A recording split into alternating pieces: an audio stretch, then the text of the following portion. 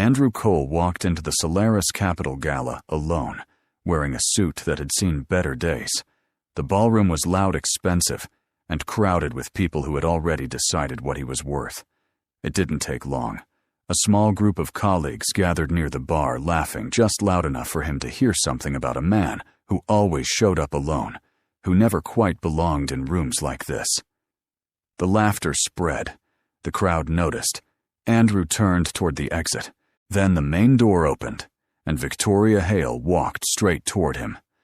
Andrew Cole had worked at Solaris Capital for 6 years, and in those 6 years, almost nothing about him had changed.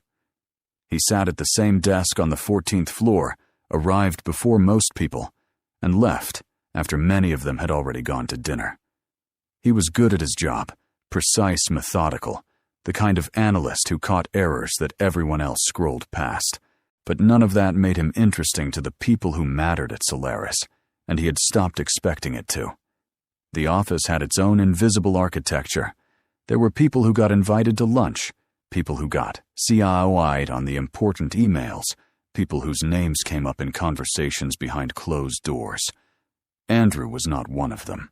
He was the man who fixed the spreadsheets, who stayed late to run the revised projections, who sent the clean version of the report at 11 at night, without being asked. He was useful. He was just never quite visible. He didn't dress the way the others dressed. He didn't talk about his weekend in the Hamptons or his table at whatever new restaurant had just opened downtown. He brought coffee from the deli on the corner and ate lunch at his desk more often than not. His colleagues weren't cruel about it.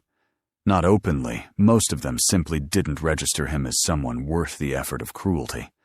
That was its own kind of quiet. His apartment in Astoria was small, but organized. He paid his bills on time, kept a running list of things he wanted to read, and cooked most of his own meals. From the outside, it looked like the life of a man who had made peace with being alone. And most of the time, Andrew believed that was true. But there were evenings usually late, usually when the apartment was too quiet, when he opened his laptop and logged into a private messaging thread that had been running for almost 8 months. The username on the other end was Northbridge.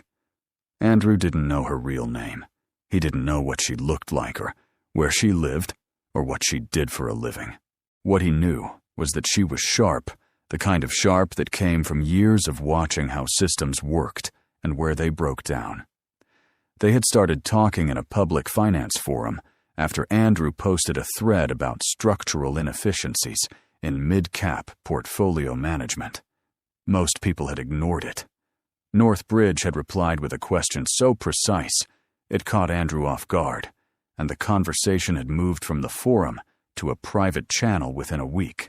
They talked about markets, about institutional risk, about the gap between what companies reported and what they actually believed internally.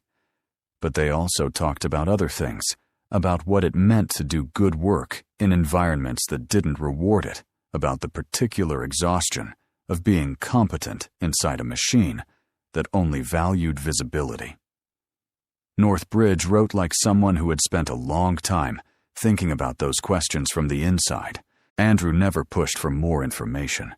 The conversation was valuable enough on its own terms, and something about the anonymity made it easier to be honest. It was Northbridge, actually, who first mentioned the Solaris Gala, not by name, just a comment in passing about how charity events in finance circles were rarely about charity. Andrew had laughed and said he was going to find out firsthand. Northbridge had written back, "Tell me how it goes." That was 3 days before the event. The gala was held at a venue in Midtown that Solaris rented out once a year for what the company called a fundraiser and what most of the staff understood to be a performance. The room had high ceilings, white tablecloths, and the kind of lighting that made everyone look slightly more successful than they were. Investors mingled with executives. Junior staff stood near the edges and tried to look like they belonged. Andrew arrived at 7:30 on time alone, in a dark suit he had owned for 4 years. He spotted Marcus Webb almost immediately. Marcus was loud in the way that certain men at certain companies learned to be loud, not out of confidence exactly, but out of practice. He had been at Solaris for 3 years, knew how to work a room, and had a talent for reading who mattered and who didn't. Andrew had crossed paths with him enough times to know that Marcus had long ago filed him under irrelevant. Tonight it seemed Marcus had decided to make that filing public. Andrew was standing near the far end of the bar, waiting for a glass of water, when he heard it. Marcus was a few feet away with two other colleagues, Ryan Teller, and a woman from the investor relations team, and he wasn't bothering to lower his voice. The comment was about Andrew showing up alone again to another event, as always, because some people simply didn't have anyone who would agree to be seen with them. Ryan laughed. The woman looked over her shoulder at Andrew and looked away again quickly. It was the kind of comment that lands differently in a crowd. In private, Andrew could have dismissed it. In a room full of people who heard it and chose not to react, it had weight. He felt it in the way you feel something that confirms what you've been quietly afraid was true, not as new information, but as confirmation. He set down his glass and started moving toward the exit. He wasn't going to make a scene. He was just going to leave. He had almost reached the door when it opened from the other side. The woman who walked in was not someone who went unnoticed in rooms like this. Victoria Hale was in her mid-40s, lean-dressed simply in a dark jacket without a tie, carrying herself the way people do when they've long stopped needing a room's approval.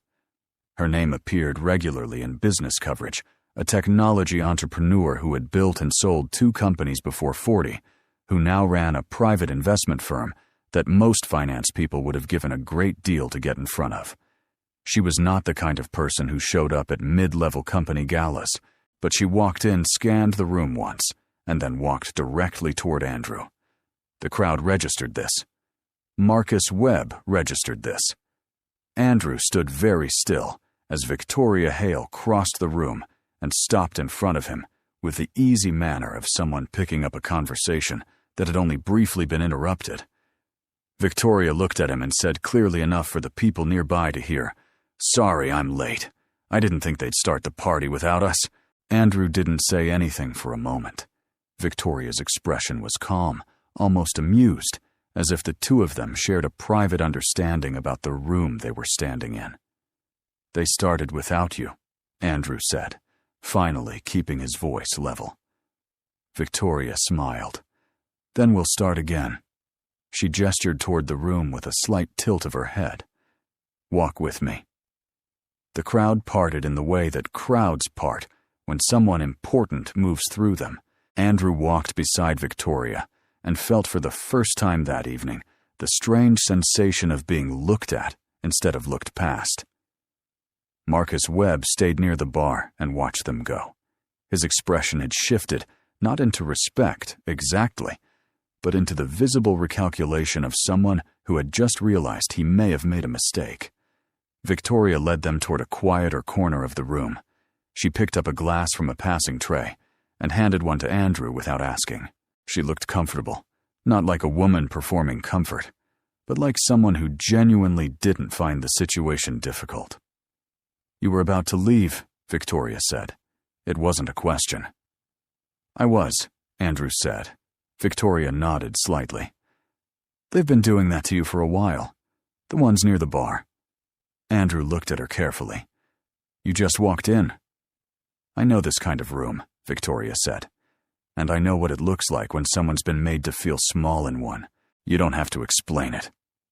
Andrew didn't.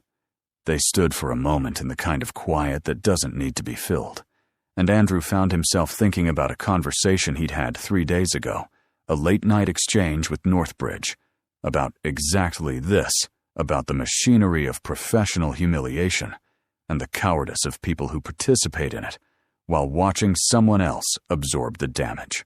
He had written at the end of that conversation that he wasn't sure